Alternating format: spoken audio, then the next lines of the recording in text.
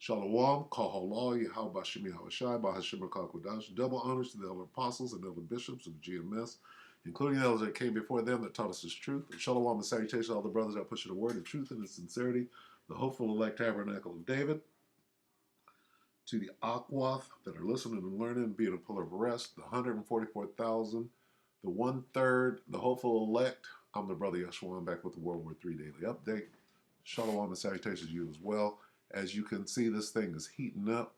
Jeremiah 49:20.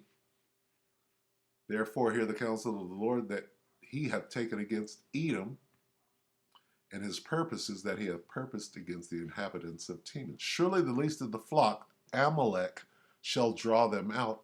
Surely He shall make their habitations desolate with them.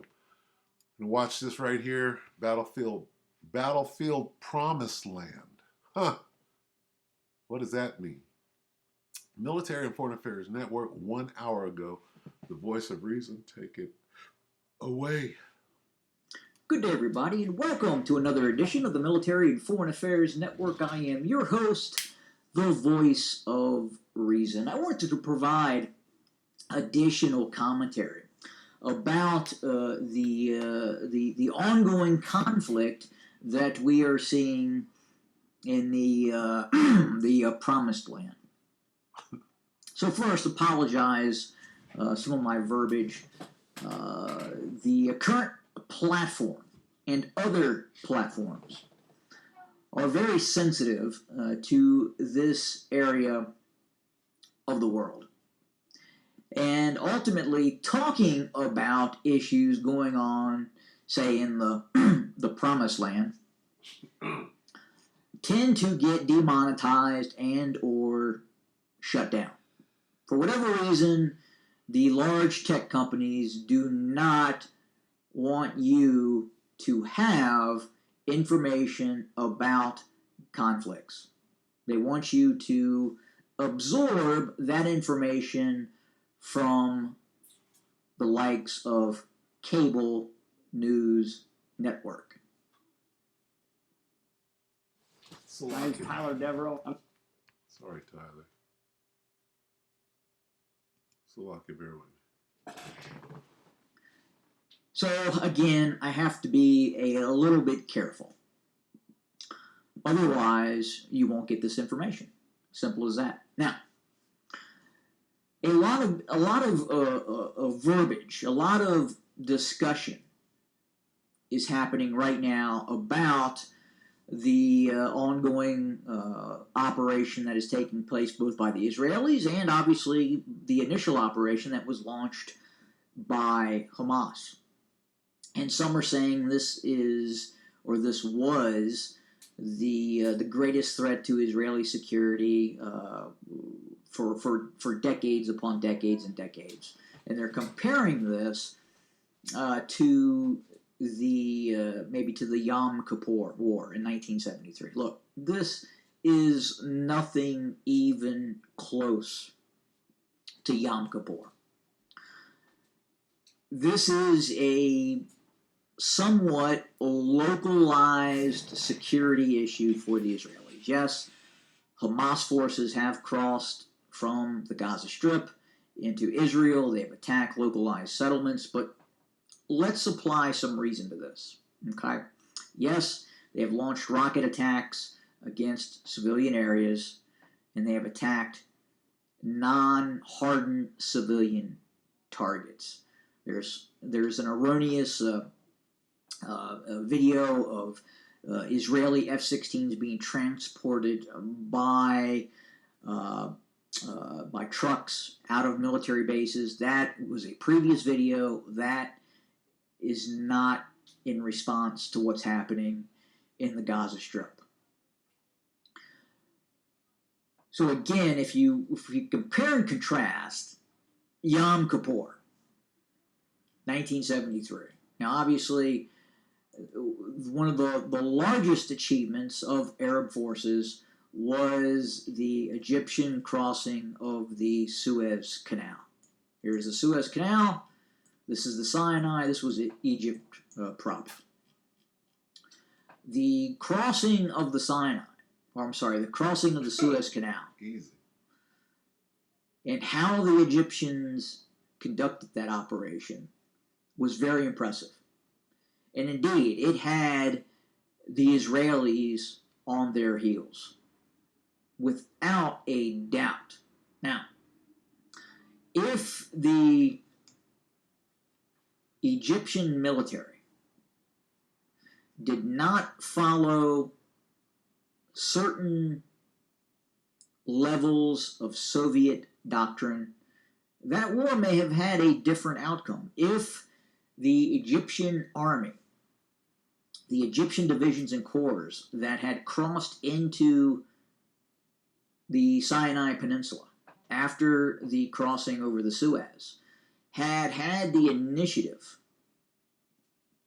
to conduct further operations, it may have looked differently.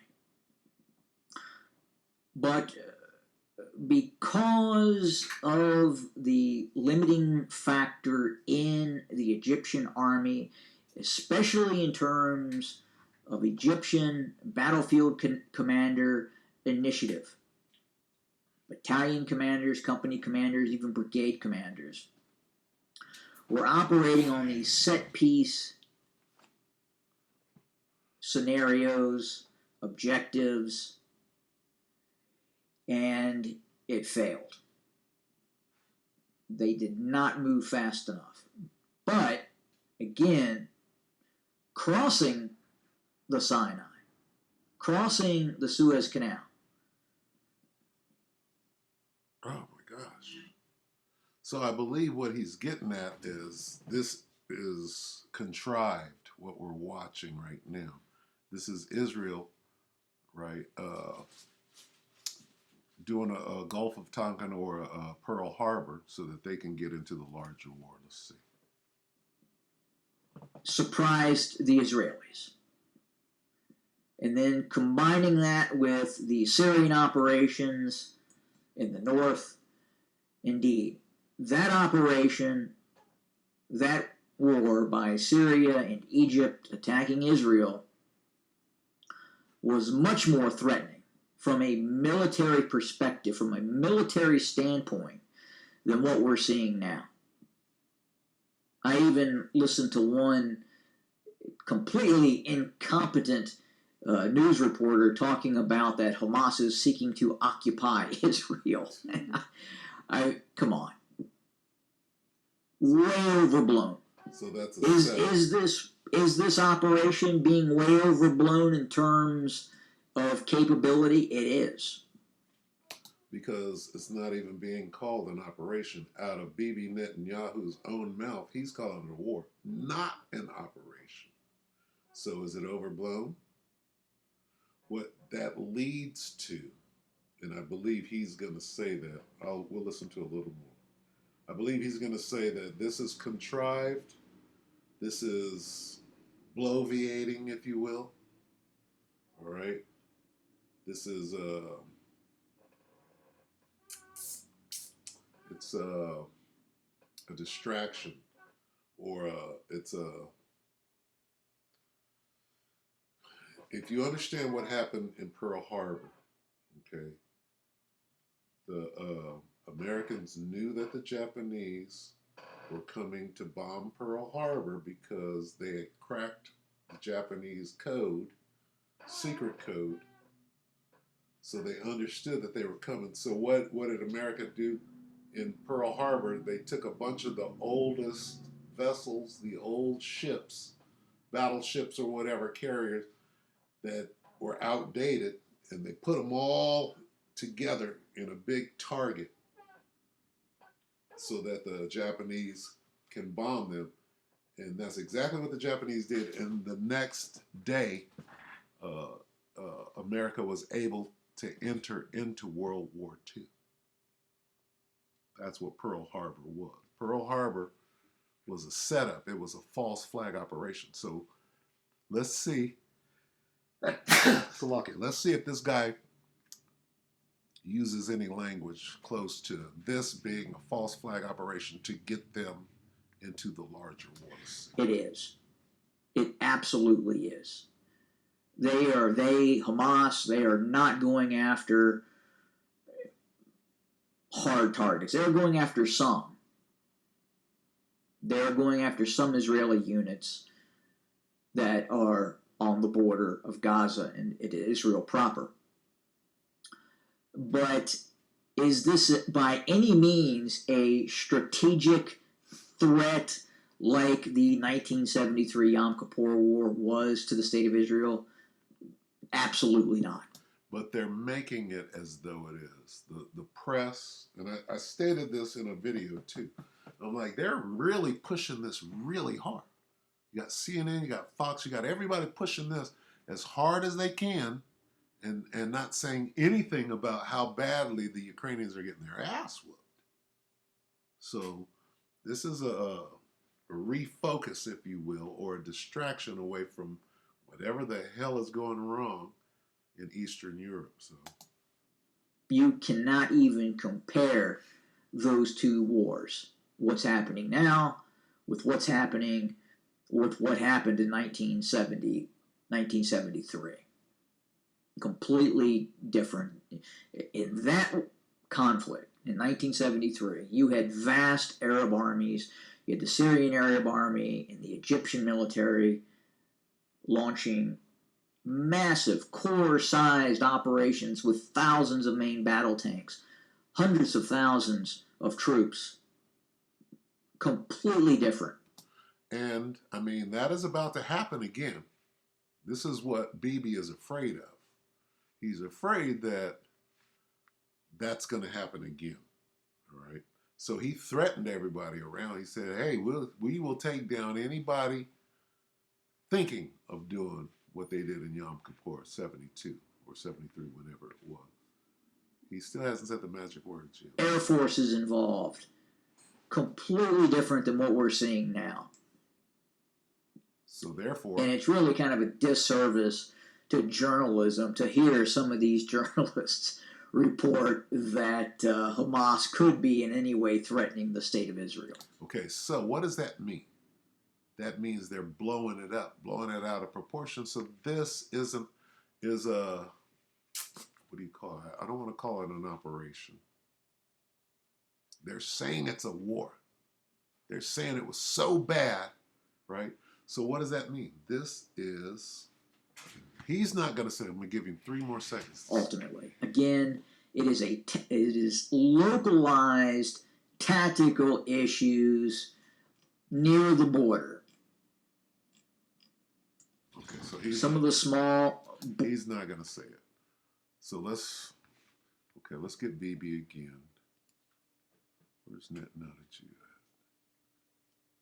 at? Special report. Declares war. We are at war. Let's watch this real quick. Citizens of Israel, we are at war. Not in an operation, but at war. Okay, why is he saying that? An operation is smaller than a war. War is the real thing. And these words right here, we are at war. Not in an operation, but at war. Why are they doing this? Okay, that's all we need on that. Now we need the lovable idiot one more time. Where is it? I was just there. Let's see. Then this guy, where is he? Current Israeli war. Okay. This. Now we're going to let Stephen Benoon here. Okay. What is he? This is 2 seconds. Now listen to what he says. He says, remember I told you 8 months ago that this was going to happen? It's a setup. Current Israeli war, was it a setup? This happened minutes ago. Right? He put this up a couple of minutes ago. All right, so listen to this. Hey guys, go back 8 months to a year ago. Remember what I told you? There was going to be a major issue, a setup issue in Israel, in the Middle East, that would bring about World War III. Now you have it. Okay. So now we get a feeling for what's going on. It doesn't matter how or what it comes about. But what did he just say? He just said this. Jeremiah 49:20, therefore hear the counsel of the Lord. He hath taken against Edom, and his purpose is that he hath purpose against the inhabitants of Teman. Here's the point. Surely the least of the flock, Amalek, the Israelis, shall draw them out. Who is them? Them is the United States, about to get into this war. Surely he shall make their habitations desolate with them. So Banoon just said, this is a setup. Israeli is setting this up. To do what? To bring about war. Let him say it again. Hey guys, go back 8 months to a year ago. Remember what I told you? There was going to be a major issue, a setup issue in Israel, in the Middle East, that would bring about World War III. Now you have it. So he said that will bring about what? Revelation 11:14. The second woe is past, and behold, the third woe cometh quickly. Third woe, World War III. So these things are jumping off the page right now. All right. So with that, go ahead and close it. We hope that you elect or edify you, brother and few sisters. With that, shalom.